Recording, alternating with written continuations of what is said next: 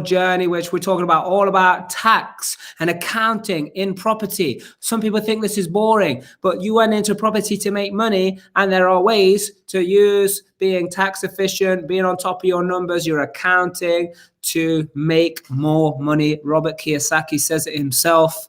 He is very tax efficient, and it is another way to make sure that you grow your wealth. So the first thing you need to do, my good friends, is start tagging people, because we're running a competition. So if you want to get yourself some real life merchandise, whether that's a phone case, whether that's a warm hoodie, they seem to be going, off the shelves like no tomorrow, whether it's some trousers, jogging bottoms, you might be getting your gym. It's about time to get your gym vest ready. It might be some cushions, some blankets, some cups, whatever it is. If you want to win, then you need to share this post, first of all, on your timeline, and then you need to tag 10 people. If you're in the real life tribe, you need to tag 10 people in the tribe and 10 people out of the tribe. And then at the end of this week's episode, we will be picking a winner. So Sam, thank you. Alison, Will, good. Start tagging the people so you can get yourself qualified to win this. What questions do you have for the Real Life Money Monday panel today? Anything to do with tax and accounting? I never pay tax on wealth. Ha ha ha ha ha.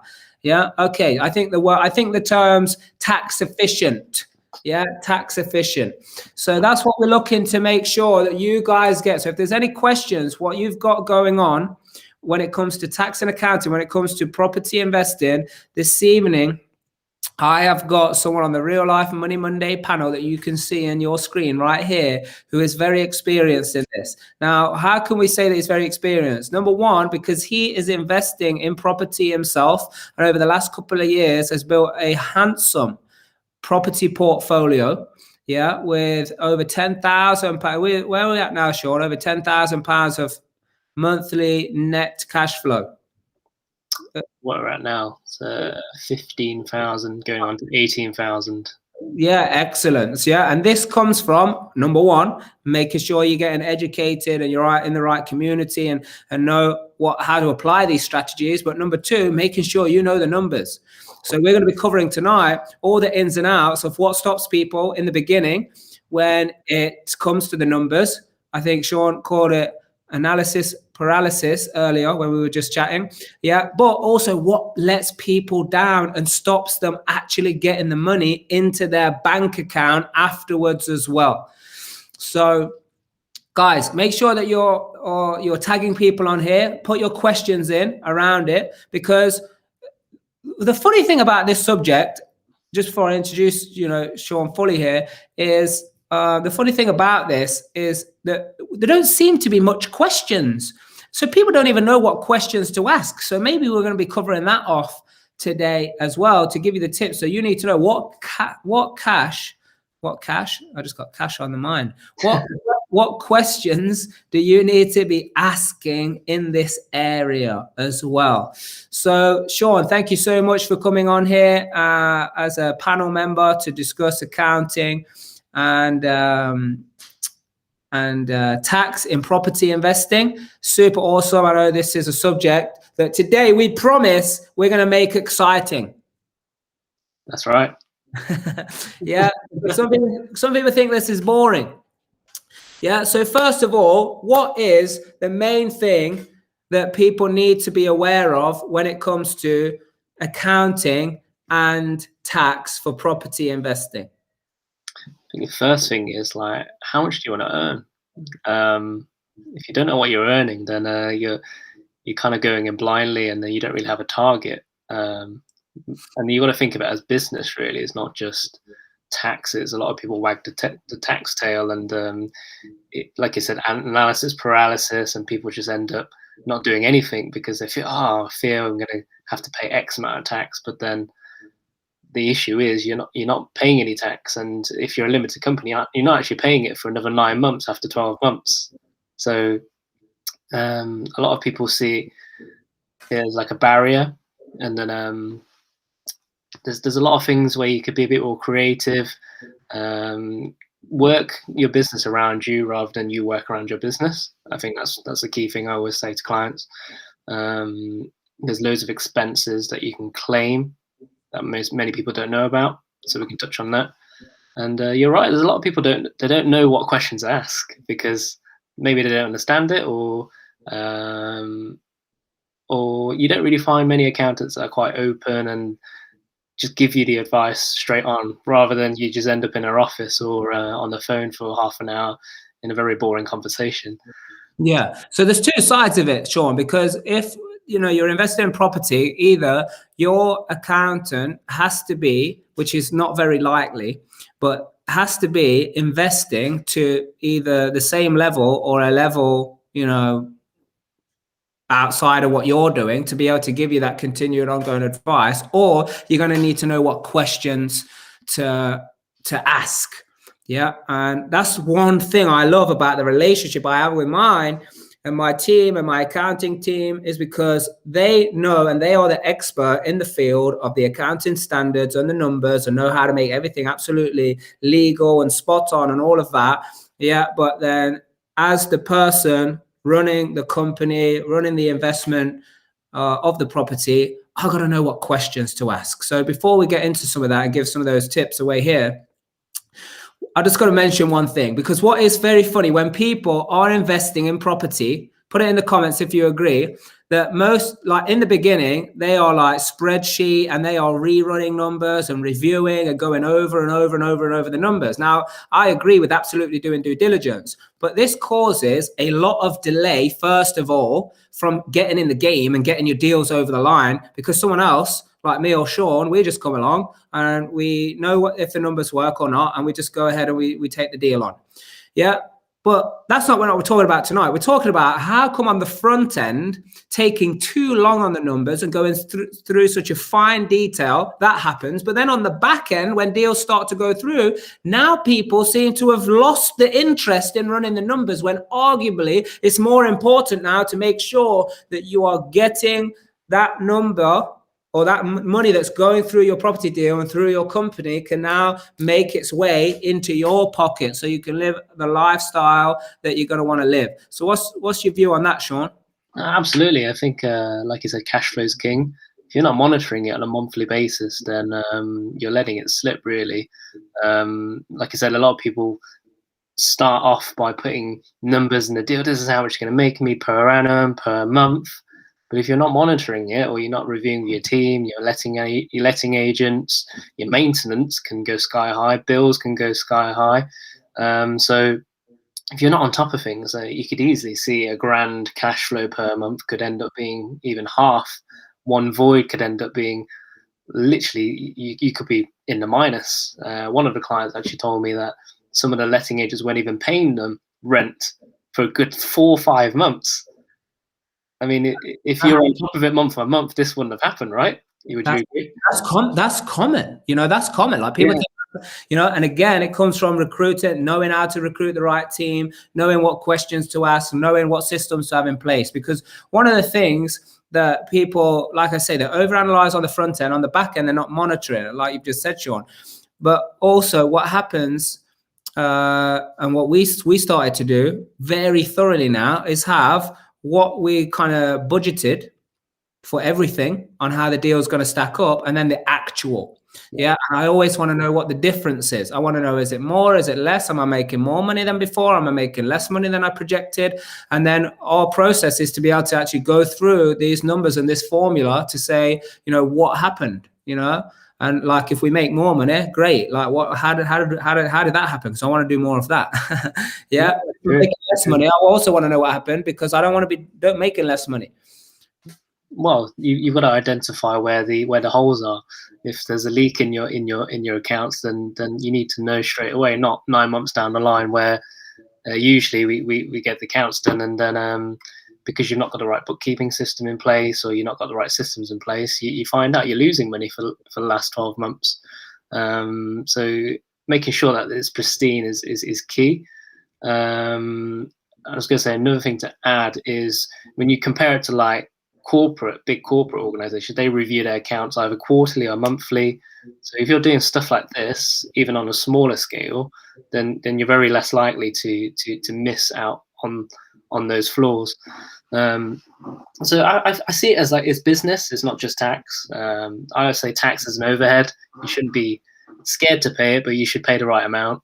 Um, and and I don't see the point in paying over like 50% if you don't have to. There are many ways where you can reduce it down. We'll get into that a little bit later on.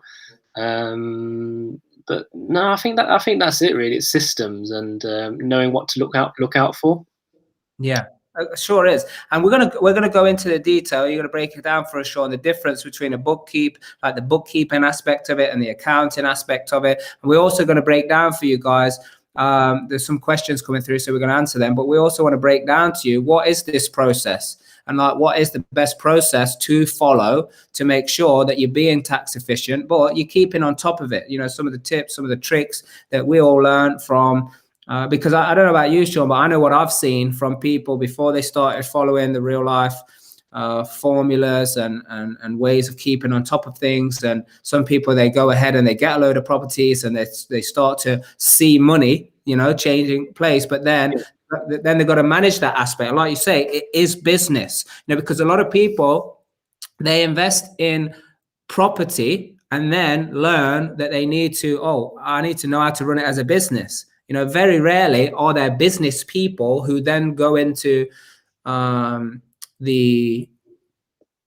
very rarely, but like there's less, like the high proportion is people come into property investing, then they're going to need to learn how to run it as a business, versus business people then come and using property as a vehicle for financial. Because for me, you know, my background is business. So what for me, like property business is the easiest business I've ever been in. And I know, and I like to say it on purpose because I know it riles some people because they're like, you can't say property investing's easy. I'm saying it's the easiest business that I've been in because everything is already there. I've created companies from scratch, from nothing, no products, no services, no nothing. We're going to go out, give things away for free, and be able to prove that we can solve problems, to then build softwares, build software companies, building companies. You got to go and give that stuff and prove yourself and go. Where winning property investing, the demand's already there, the product's already there, you know, the build teams, there's professionals are already there, everything is already there. You just got to know how to pull it together. That's why for me it's the easiest thing. So we're going to get into all of those things, but let's address some of these questions here. I'm not sure if this is a question, but we've got something going on from here, Steve. So when buying a property, he said, he's corrected himself. He said you can't offset capital costs from tax. For example, buying costs, stamp, solicitors, etc. How do you tag this in zero? I mean, this is very particular. How do you tag this in zero as it's calculated automatically? Well, the thing is that's a question for a bookkeeper. That's the difference between a bookkeeper and accountant. But when you tag stuff like capital costs, it's all on the setup. If you set it up right, and you've got someone monitoring on a weekly basis or a monthly basis, they should be having a good discussion with you at the end of the week or end of the month. Probably end of the week would be preferred. And you say, look, they'll say, we saw this amount. It's been suggested as this is what it should be. Usually zero does go straight to R&M, like repairs and maintenance. But then, like I said, capital isn't a profit and loss item. So the correct amendment needs to be made at that period of time. If you really want to do it yourself, there are like zero courses which you can take, which I don't really recommend if you want to be concentrating on your business and your property. And that's why you need to employ the right professionals to work with you. There's even virtual assistants out there that are trained in zero for a fraction of the cost that you pay in the UK. So there's many ways to manage your business. It depends on if you're willing to let go. I think a lot of people don't want to let go. Would you agree with that, Mark? I think, I mean, there is an element of that. I mean, like I said, my background is in business, and I've created many businesses. I've trained and consulted other businesses, and the chokehold of any business is always people not letting go. Normally, the owner, the MD, the CEO, somebody doesn't want to let go of something, but it's just it's like a bottleneck of the company. That's one side of it. The other side of it is they do not see the value in investing. Yeah, because I have also seen this thing around VAs, and you know, people may not be using them very successfully. But I'm a business person, so I wanna home grow people to like move up and be promoted and all the rest of it. So I'd rather have someone who can move up and grow, and maybe they go to a different department or even a different company in the brand or whatever, rather than someone who it's just like, they're going to be there as soon as they stop working, that value is not longer added anymore. Yeah. But that doesn't say that I've not done it and I don't continue to do it, because I do, because I see it not as how much is it going to cost me? No, I see how much is it going to make me. And I'm going to do you a big favor here, Sean. Yeah, I'm going to do you a big favor, because when it comes to accounting, and when it comes to bookkeeping especially, in terms of the value they create versus what you pay them, it is an absolutely no-brainer. No-brainer, yeah, 100%. They are probably the least amount in terms of what you need to invest versus what the repercussion of the income that can be generated through being tax efficient and through just allowing you to see what's going on in your business. So I think, Sean, the biggest thing that people, they don't want to invest that money. They think they can do it. Not letting go of it is part of, like, they think they can do it themselves. They don't want to pay that money. They want to hold on to their money, rather than like you and like me. We're like, hey, let me see, not how much is it going to cost me, how much is it going to make me? Yeah, I'll do that. Let me learn how to do that myself. Or let me, pay someone else to deliver that for me.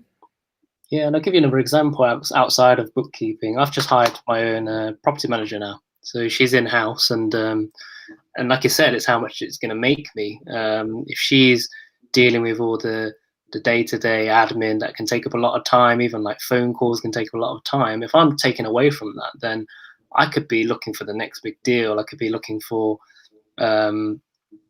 flip development projects and stuff like that, or even like grow the accountancy business. So there's loads of ways you leverage not just money but also time.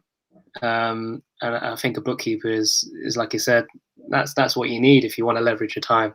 It's good that you get an understanding, but you do need to kind of give the ropes to someone else. I mean, do you see Richard Branson doing his own zero transactions? Do you? No, absolutely not. No. So here's the thing with that, Sean, because when it comes to investing, you got to do it, you got to but you got to invest in the right things, because there's a lot out there, and it is difficult to know what's working, what's not working. In terms of not just people like me and you are getting the results for ourselves, but how can you be around a community of people? How can you be around the people who want you to win, and who are going to give you the right advice, and advice based on because I see there's two sides of it. Either one person gives advice and it's like they're not even doing it themselves. So yeah, that's right. In my book, that's a fraud.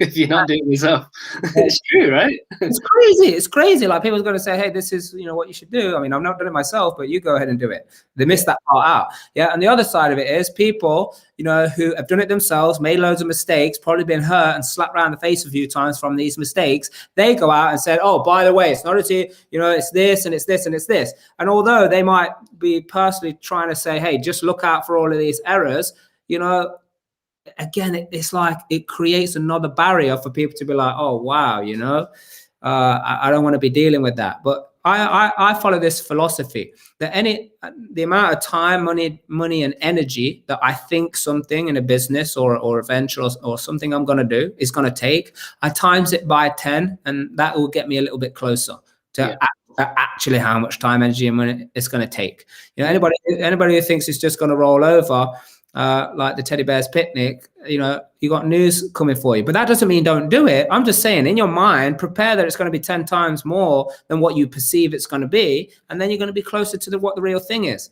But it comes down to enjoying it, and that's exactly what we do. So anybody who wants to enjoy investing in property, getting themselves, finding the deals, raising the money, understanding how to set it up as a business, I recommend that you find the link in these comments somewhere that gets you to Property Secrets Exposed, which is a 3-day virtual event. Click that link and you'll see all about it, because I think that's important. But right here, we've got another question, Sean. So we've got Claudette saying, I purchased a rental property in my own name. What do you consider? If I asked you, should I sell this to my limited company? I know CGT is important. Well, like, the variables in that question is how much you buy it for and how much is it worth today, and how much is the rental income bringing in year on year if you're monitoring it. But if it's a buy to let, I'm guessing it's a bit more simpler. But For most clients that are in this situation, they've just decided to keep it. If anything, they've refinanced it. They've took the chunk of money out, whereas if it was a limited company refinanced it, that money belongs to the company. So if you refinance in your own name, that money belongs to you. Yes, it's loaned money, it's a further advance, but at least you can introduce that into your company as a director's loan, and then any profits that you make later on that are taxed, you can draw that back and pay off your director's loan. So you can sell it. I mean, it's one of those questions where you need to know the numbers, otherwise you can't really advise properly. But the answer is just how much is it making for you, and how much is the tax?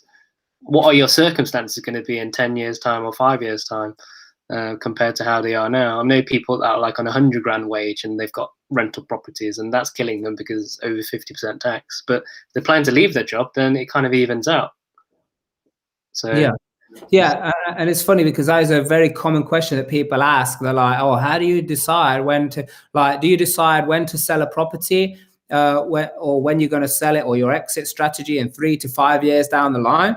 Now, I don't know how you do it, but I'll tell you how I do it. I mean, I don't say that. I mean, unless my first strategy is I'm building it, or I'm buying it to do it up and sell, then that's a different case. But if it's rental, then it comes based upon the reviews, what happened through the account. But I've got to know the numbers. I've got to know what the money in, money out is. I've got to know how many times have I refinanced it, because we've refinanced properties more than once.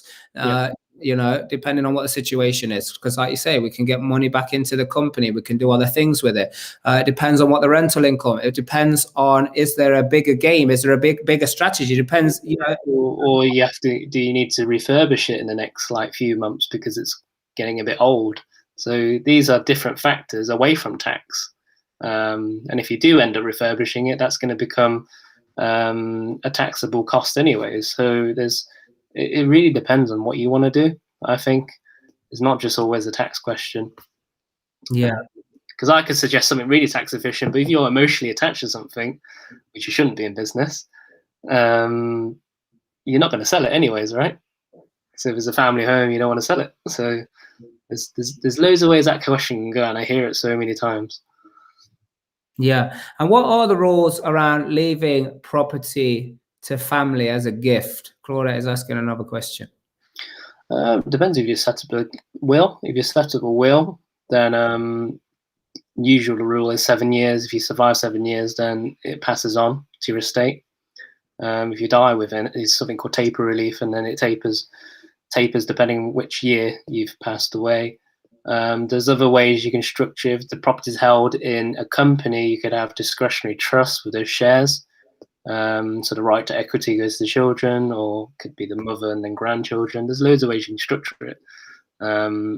So again, it's a legal question actually more than a tax question, and usually accountants would work with solicitors and tax barristers to make sure you've got that covered. I had one client who called me the other day and said, "Oh, I want to create shares for my children, but I've not had any kids yet." so I was like, "Oh, it's good. It's good you're forward thinking, but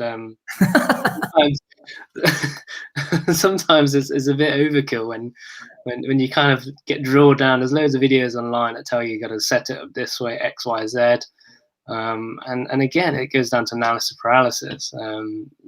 I hate to say it sometimes, but make the money first and then worry about it, or get the right advice to start off with. If you're going to be committed 100%, you're going to get these 10 properties. Let's say you're going to get $100,000 cash flow. If you're only going to end up at the end of the year with a loss-making business, then it's not going to do you any good. You've spent more on accountancy fees than the actual business itself. Yeah, and also, Sean, we were touching on it before. Sometimes people, and some people are not going to like to hear this, but some people, they are saying that, "Oh wow, yeah, but I'm just going to pay tax on it," or I got I'll pay too much tax. And from what I've seen from all of my times, from coming all the way through the ranks, failing in business, being an employee, paying tax, going through the tax brackets as an employee, then to a business owner, to an investor, okay, there's ways to be tax efficient, but at the end of the day, don't use that you're not going to make the money because I don't want to pay the tax. There's an excuse to not make the money in the first place. I mean, it makes no sense to me. You're going to pay the tax anyway. So, like, how do you want to pay it? You want to pay it over the course of a year or the course of 10 years? Well, if you're a company, like I said, you've got 12 months to make the money, and then you got another 9 months before you pay your tax bill. Yeah. So, I mean, there are taxes to pay, yeah, and it is good to do that, but it is also good to find the tax incentives that the government want your business to, like, they want to use your business by giving you incentives to be able to be tax efficient. I mean, that's how it works. Yeah, so you got to know about all of this stuff and be part of the, you know, the places and the communities that, you know, are actually doing this for real, not just talking about it. So I've got a question here. Yeah, what would you look out for when I would like to move abroad and keep the portfolio in the UK? What would be my position and how would I structure the business from the beginning? well, if you've got a company in the UK, you'll always be bound by corporation tax. Depends on where you want to move to. So this was going to be my next solution. If you really don't like paying taxes in the UK, then move to a different country. That's another solution. If you want to be very tax efficient, then move to a different country. Not for tax purposes. It could literally be a lifestyle change. There's a tax incentive if you move to Portugal. When you buy like a 350 grand home, you don't pay any dividends in the UK for 10 years. And like that's if you don't really want to pay tax, that could be an option for you. But I'd always be sensible, because if it's going to benefit your business, it's not that you're going to go and splash out on a Lamborghini or like a jet. I'm not saying you can't, but it's all got to be good intentions for the business. And yeah, absolutely. And I think, Sean, just to mention, because there's a fine line here for anybody watching, this term that keeps getting said, pay no tax or don't pay tax, or if you don't want to pay tax. I like to just be clear here. The line is being tax efficient. I know Robert Kiyosaki, and anyone who's seen him at Masters of Wealth, you know, when I was there, you would have seen he's very cutthroat and he gets straight to the point. But at the same time, this whole thing is about being efficient. Yeah, there was a time where I was like, the more tax I'm paying, the more I'm earning, so I'm cool with that. But then, like you say, when you're in business, it's a different game. So, Lada, if that's how you say that, that's how you say your name. How do you structure it up from the beginning? I would strongly recommend you get yourself to the 3-day program, because this ain't just about finding deals and your strategy and honing it. This is about setting up what your goals are. You know, from the beginning. This is a massive part. And I remember the first ever time that you was our first ever event in 2018, Sean, and one of the part. You remember like before we even start getting into the nitty gritty of finding deals. November 18. Yeah, November 18. We asked you what are your goals and get you setting all of this out. So, you know, how to set it up as a successful business is a huge thing and piece of the jigsaw that most people either miss, ignore, have no idea about, or they're just never told or taught that because it's not being, you know, talked through and, you know, done with people who have created multi-million-pound businesses. Yeah, and I think if you're unsure, just ask the question. If you really feel like you're stuck and you feel like you've got receipts piling up in a folder or a shoebox somewhere, and you think it could be done better, then I'd say just reach out, because it happens. These things happen. We get people that talk to us 12 months later and said have bought like 6 properties, but they've bought them in XYZ companies that we've never heard of. So I think staying in communication is key. And if we're streamlined enough to make that time for you, then that's the key thing, really. Because I'm seeing accounts as an industry is changing now. There's a lot of technology about. There's a lot of help that we can go towards. There's people in India who can do your accounts right now for a fraction of the cost.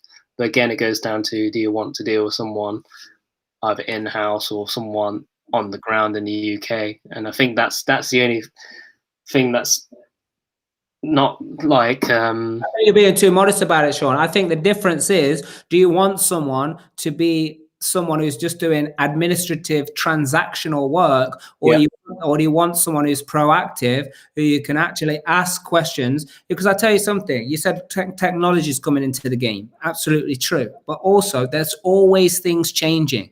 The ways to operate in companies, and people are setting up joint venture partnerships, and it's like, you got to know what you're doing, because things can get very messy very quickly, especially when it comes down to you actually paying yourself money into your pocket, which is another question that Claudette is having. And we were we very briefly touched on it when we met the other week, Sean, around dividends. So like, when you're in profit, companies can pay dividends. Is there any rules? I mean, yeah, there's rules, but more like guidelines of how much you can pay or how much you can draw each month. So it depends what you need, right?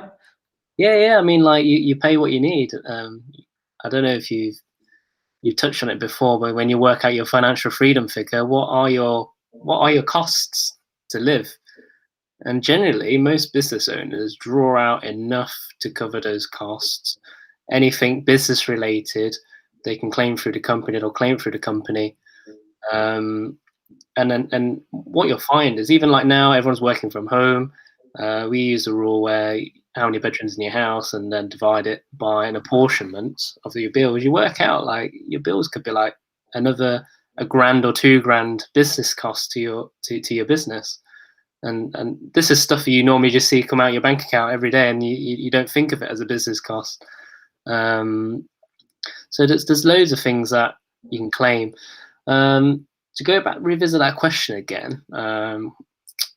Yeah, so usually if you've got your own company, you don't have a wage elsewhere, people tend to draw the minimum 8632, was it last year? Now it's about 8988, £8,000, let's say. And then you don't pay any national insurance, you don't pay any PAYE, and then they top it up with dividends. So dividends, you still got a £2,000 allowance. Before you know it, you're drawing about £16,000 at your business, tax free. Mm-hmm. You have to pay a bit of corporation tax to get your dividends, but it's a lot less compared to if you drew it as a wage at your business. Yeah. And if you're a husband and wife or JV partners, you've both got those allowances. To keep it even more simple, the higher rate threshold is £50,000. Husband and wife, 50k each. That's 100k a year. Yeah. And you'll pay about £5,000 in income tax. About £5,000, yeah, about five. Yeah, so it's like you say, like, oh, tax. But if you do £5,000, divide that by 12, how much are you paying per month? It's not a lot of money in the grand scheme of things. Yeah, but you got to get, because here's the thing, people are like, oh, 7.5%, but you got to remember, a business is 20% corporation tax when you're in profit, and you have to be in profit to pay the dividend. Yes. So, but again, this is like, people are like, oh, like, if I want to make the money, then I'm going to pay tax on it. So you got to know what you're doing. You got to know how to run it as a profitable business. Like property is a little bit different, but it's still the same, because you got gross income and net income. But like the saying is, this is what they say, yeah. And if you was at Masters of Wealth a few weeks ago, you would have heard Mac Attram said this, and he said this. He said, like, sales is vanity. Vanity, yeah. Your profit is sanity. Yeah. But your cash flow is reality. Reality, yeah. That's really what, because I tell you something, another mistake that people make is when not knowing the tax, when not knowing like you say, the tax bill as it comes around, corporation tax, not so much VAT with rentals, but VAT is elsewhere and different trading companies, and other income taxes and all of this stuff. Now, as it comes around and you've got to pay this, if you've not accounted for this and you don't know what's going on, just because people think just because they've got cash flow or money in the bank account, they're like, yeah, I'm good. Yeah, but something could come along, like you say, refurb could pop up, some maintenance. Now, if you've not accounted for all your maintenance, other expenses that are coming up, these taxes that are going to come around, if you've not accounted for all of these and then they come around, boom, all of a sudden that money that you think you've got, you haven't got anymore. It puts people in trouble. Yeah, and that's the beauty about accounts as well. You've got accruals as well. You can accrue costs that are going to come, that are going to come because you're going to do a refurb or whatnot. So these are ways of how to, I say, not so reduce your tax, but you're kind of like delaying it until you make the money to pay the tax as well. So sometimes, so there's loads of ways to structure. Depends on every situation. Yeah. So let's quick fire some of these questions just before we do. Guys, remember, if you want to be in for a chance to win some real life merchandise, some nice hoodies, some wonderful phone cases, mugs, cups, all of this kind of stuff, then you need to share this on your timeline, number one, and then you need to tag 10 people. If you're in the real life tribe, you need to tag 10 people in and 10 people out. And by the end of it, you've got to still be on the show, and we will call out your name. So let's quick fire some of these questions. So where's that question go? Can you make a personal loan to yourself from your limited company? There's a thing called bread and breakfasting, which is like, before people used, the limit is £10,000. So you can loan the money, £10,000 to yourself. There's no benefit. It's a thing called benefit in kind. Some people don't know about. And to keep it nice and simple, it's you getting a benefit from the company. As if, say, if you work for a large organization, you tend to have dental fees, medical insurance, company car. These all incur benefits in kind, which is a bit of a stupid tax, if I'm honest. Who pays for that? Is it both the company and the person, or just the person? Both the company and the person. So the company needs to pay 13.8% national insurance contributions, and you have to pay tax on it depending on what the value of that benefit is. Oh, so just like when you're paying someone like an employee some wages and the company is paying, the PAYE, you also, if you're giving something like a car or something to that effect, and it's classed as a benefit in kind, then you're going to pay the same. Yeah. So these paid on the wages. But then again, if you get an electric car, it's 0%, so you don't pay any benefit in kind. Another tax incentive. There you go. The government wanted to work with you. So like I said, the incentives and the tax reliefs are all out there. It's just whether you can design your business in a way to make use of all these incentives. And governments tend to throw these out there to make it a better level playing field. And it's knowing what type of business can fit around it, really. To incentivize you to do what they want you to do to hit their targets. I mean, that's ultimately how it works. Yeah, that's it. Now you've said that around electric cars. Now I understand why people have been saying to me, I want to buy, a Tesla through my company. It makes more sense now. Yeah, 0%. I mean, before it was about 6%, something like that, which is still very marginal compared to if you got like a Lamborghini, which probably like 33% of the actual value of it. So it's like it adds onto your wage. So like you've got a 20 grand wage, and all of a sudden you've said, oh, there's another 30 grand there, but you've not seen that cash. You've only had the benefit of driving it. But that's how much it's costing you, about £2.5 grand a month. Exactly. So here's a quick fire question. I'm not sure what your opinion on this, but Richard Fay is asking, which is better, QuickBooks, Sage, or Xero? QuickBooks, Sage, or Xero? You know what? I prefer QuickBooks. I use QuickBooks myself. Yeah. We use Xero as well with other businesses. What I find with Xero is they come up with loads of quirky gadgets and loads of add-ons, and if you speak to the sales rep, they're really good at selling you literally the end of the earth. But it's all about your business. If it's going to benefit your business, then go for it. Like some people love like Receipt Hub, HubDoc, and Receipt Bank, because they find it easy. You just take a picture and stuff. But there's other apps out there you can take a picture and it goes in the scanning folder, and it still kind of does the same thing. Yeah. But here's the thing about knowing what it is that you need to do, what your goals are, what your business, how to structure your business, because you're going to need to know the questions. Like you say, you don't know if someone's presenting something to you that sounds good in theory, but in practical implementation and application, it's not really fit for purpose, depending on what you want, or you don't get the most out of it. Because we teach systems, right? And when people are saying, oh, systems, like you say, hey, give me some examples of some systems. You ask this all the time. I always do this when I'm doing a training. Yeah. And people will start naming loads of softwares to me. I'm like, that's not a system.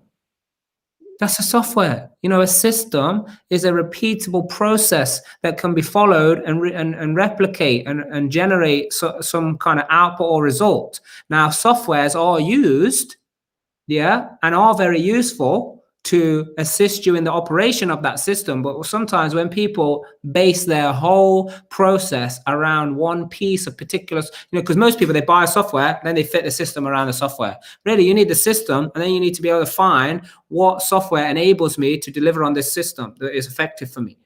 Like e-commerce, there's like loads of add-ons you can have with Xero, and they're better off with tracking your stock. They can connect to multiple platforms, so With property, it's a lot more streamlined because, like I said, it's just your rent, your management fee. If you want to go deeper in the lines, then it's what systems do the letting agents use? I mean, can you stop yourself from doing things twice? Because what happens is the letting agent collects all your rent, sends you the net amount, and then you're having to figure out someone else moved out on this date, someone moved in. So that's where it becomes a bit time intensive. But if you can manage your letting agent with your bookkeeper efficiently, then it stops you having this issue. Absolutely. So I've got another question. I'm not sure if you're going to know the answer to this, but the question is, if I have a monster, is it tax exempt? A monster. Is that Stevie G? Yeah. So I'm not sure it is tax exempt, Stevie.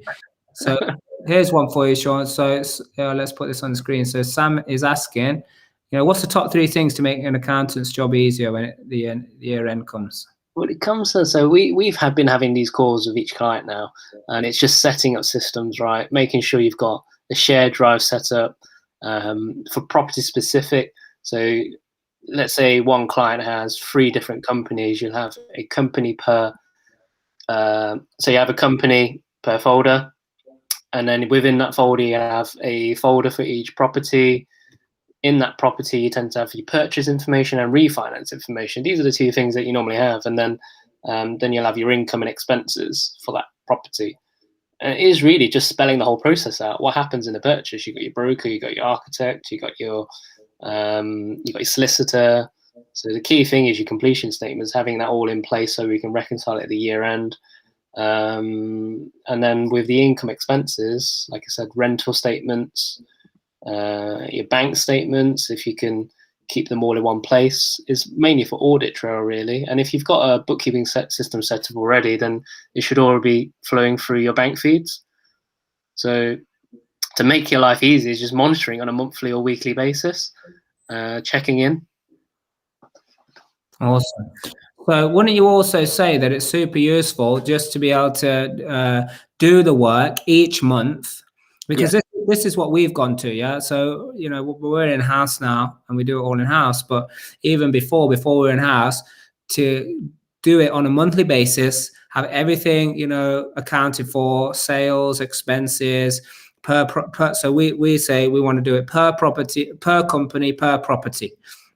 Yeah, because then all it is. So then what needs doing at the end of the year? If I got all that happening, and then you're my accountant, Sean, and you say, hey, what's the it's the year end, I don't have to do anything. In theory, yes, an accountant shouldn't have to do much at the year end if it's all been looked after month on month. Yeah. So again, then they can focus on making sure that we're efficient. Because let me ask you, Sean, do you have lots of time when it comes to year ends? No, not really. We're getting better at it, to be honest. We're getting better at it. Yeah. So the more you can do, whoever asked that question, I forgot who asked that question now. A common question that comes up, it's, well, if we're doing all the work, then what are we paying you for? What you're paying for us to do is the file at the year end. We're like the finesse at the end to work out the tax. So that's why the bookkeeper is important, to manage it month on month. Yeah. Yeah, and some people say, oh, why does it cost me? I mean, I tell you what, how much would it cost me to learn how to do it and make sure it's correct myself? How much would it cost me to learn that? And how much would it cost me in time and energy? In ACCA, it costs you probably about 10 papers and then 5 professional papers. There's like people spend 10 years trying to get the qualifications, and most of the time it's just textbook exercise. It's not actually practical. Yeah, exactly. So, and that's another thing. It's like people need to understand that they need to know how they're running their business, because a lot of people, they say, oh, well, my accountant told me this, so that's the way I'm doing it. And no disrespect, because I use professionals everywhere, and I've got high respect for them, but they're not running my business. I am. Yep. So you should have an understanding. You don't have to do it, but at least have an understanding so you know what you're talking about. Yeah, and we need to know what questions we're asking. So here's another one. Please explain the tax benefits of a holding company, and is it better to set it up from the outset, or can I do this later or whenever? So The key question is depends on like what's your intention. If you're intending on building like a million pound portfolio and you're going to be drawing down dividends that are going to be outside your tax brackets, then it almost makes sense that you should have a holding company. But I get there's some people that only want to buy like the one property and then they'll see how things get going. They don't know if it's the right strategy. So then those are the ones I call, okay, just try it out for now. And then if you want to set it up later on, then set it up later on. It might cost you more, but it depends on your comfort zone. If you're in it 100%, you're going to make it work, then set it up right at the start. But if you just want to dabble and you kind of want to test the waters, then it might be the case that you just end up with the one company and then you have the shares personally owned. You could always set up share classes later on. I know a lot of professionals say like it costs you more, but it really depends on like what's in that company. Are you buying like 10 properties in one? If you are, then certainly you need the right setup.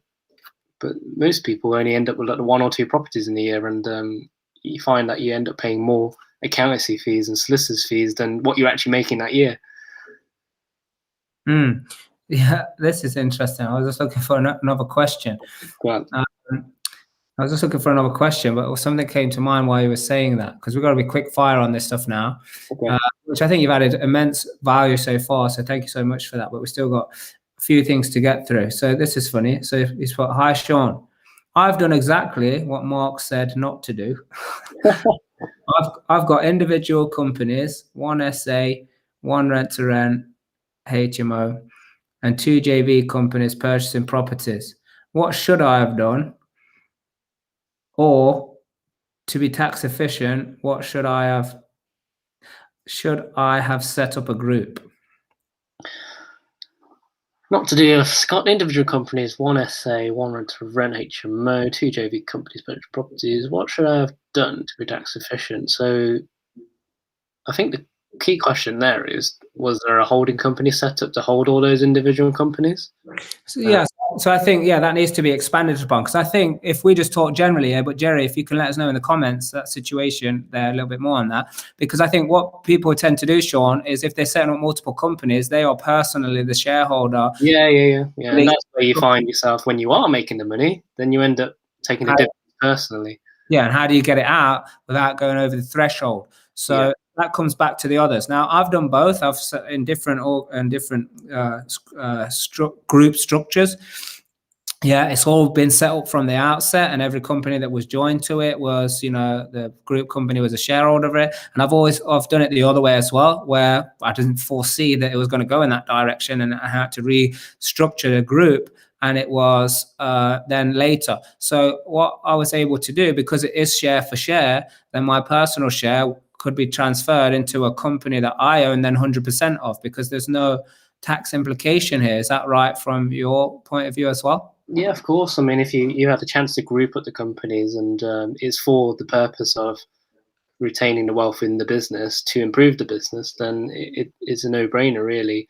But if you're thinking of you want to take these dividends out and splash out on it, then again, you'd still benefit more from a holding company structure, because you could always structure the companies around your lifestyle and just create other businesses as well. It sounds like there's a few businesses there. You might as well create a few more to dance around your lifestyle. Like maybe have a travel company, and then you can travel somewhere. Yeah, awesome.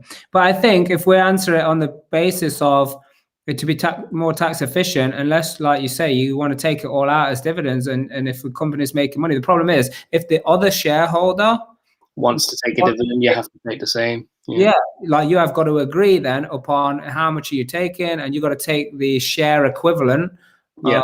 So it's 50-50, and you're taking 10 grand out, or they want 10 grand, you got to take 20, and you got to take that 10 of it. So it causes an issue where if you're the shareholder of your company is your business, then it can be just dividend up to your business, and it can sit there for as long as it's like a tax wrapper, basically. It stays there until you want to take it, or you can even reinvest that into another company, or anything really. So it's no brainer. If you go to that deeper level, then you need to have a holding company. Yeah. So, and is it fair to say that, anybody who finds himself in that situation where you've just set company up as you've gone along, that they could actually share for share with no tax implication, go set that group up and now transfer it over, although it's obviously going to cost money to do the transfer? And it depends on the asset value. Usually, if the asset value is over £1,000, you need to pay stamp duty on the transfer of shares. But again, it's case for case. So if there's ways around making that most tax efficient possible, then you should have that discussion, really. Yeah, absolutely. So I think so just for the sake of you, Jerry, a little bit more of a detailed conversation required. But the first thing is you've realized, and that's good. So that means a value has been added on this program, Sean. So that's super, super awesome. That's awesome. So look, I've got a couple more things to cover off here. I mean, the first thing is, and you were there for a portion of it, but I know you've been on many of the real life training programs. But we had a 3-day virtual event because that's the economy we find ourselves in right now. But if you want to know how to be setting up a business, finding the deals, moving forward as a community, as a group of people to make the money so you can have this problem, which is then taking care of your tax and your accounting, because that's what a few people have said. They're like, no, earn it first and then become efficient later, which, I've done many times. Now I'm at that stage where I just want to be efficient from the off when any new venture or any new business.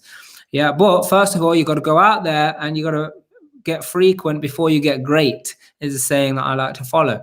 So go ahead and get yourself looking at Real Life Property Secrets Exposed, a 3-day virtual event. I should strongly suggest that you check this out and you get yourself booked right now because it's early bird time.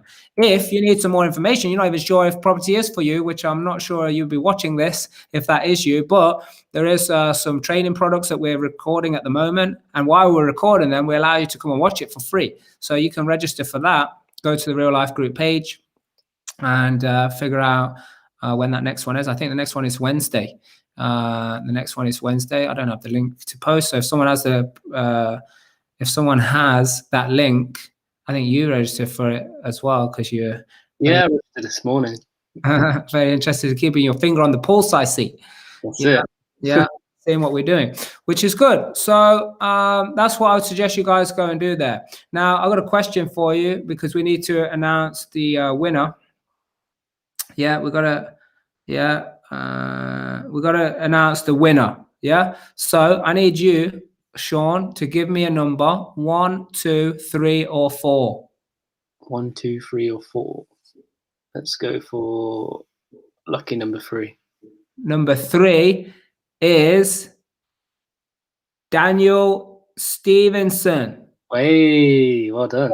So you comment, Dan, so we know that you're still watching, and then we can get in touch with you for your winning of the merchandise. So good job on that. But we need to see you comment first, or Sean has to pick another number of the people that qualified. 5, 4. These are the people, by the way, who hit all the criteria and then did the most. So getting frequent on sharing the love out on here is also super important. So while we wait for that, Sean, I'm still waiting for Dan. If Dan doesn't do it by the end, we'll pick another number because you have to be here. We said that at the beginning. You got to be here at the end to win.